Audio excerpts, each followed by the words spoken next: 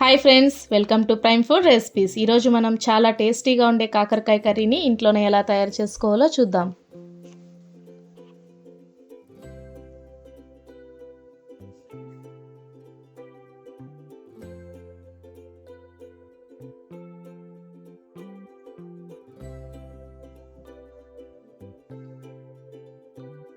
ముందుగా దీనికి కావాల్సిన పదార్థాలు 7 కాకరకాయలు, 1 ఎర్రగడ్డ, 2 టమోటాలు, కాస్త కరివేపాకు,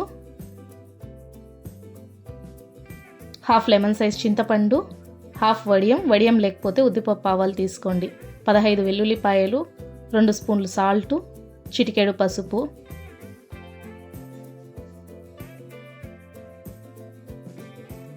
రెండు స్పూన్లు శనగగింజల పొడి, 2 స్పూన్లు కారం. ఫస్ట్ కాకరకాయలను వీడియోలో చూపించినట్లుగా కట్ చేసి పెట్టుకోవాలి.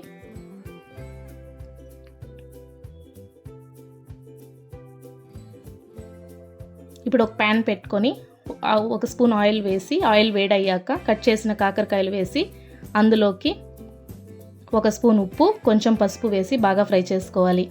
ఇలా చేయడం వల్ల కాకరకాయలు చేదుండదు. తర్వాత ప్లేట్ క్లోజ్ చేసి లో ఫ్లేమ్లో 5 నిమిషాలు ఫ్రై చేసుకోవాలి. ఫ్రై అవుతున్న టైంలో కూరగాయలని కట్ చేసి పెట్టుకోవాలి.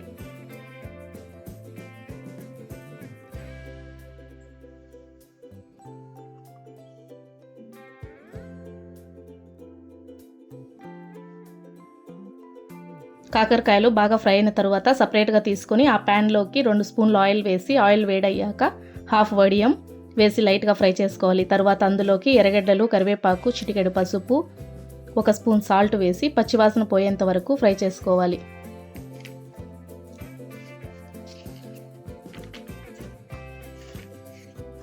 తర్వాత అందులోకి టమోటో, దంచి పెట్టుకున్న వెల్లుల్లిపాయలు వేసి బాగా ఫ్రై చేసుకోవాలి.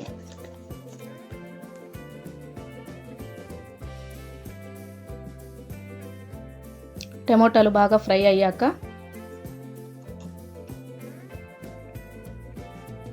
ఆల్రెడీ ఫ్రై చేసి పెట్టుకున్న కాకరకాయలు వేసి 2 స్పూన్లు కారం వేసి బాగా ఫ్రై చేసుకోవాలి.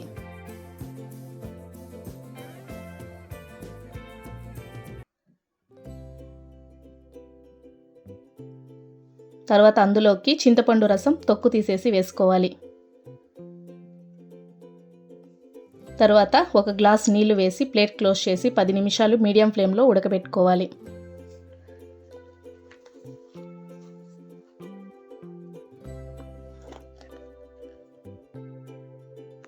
తర్వాత అందులో 2 స్పూన్లు శనగగింజల పొడి వేసి 2 నిమిషాలు ఫ్రై చేసి సర్వ్ చేసుకుంటే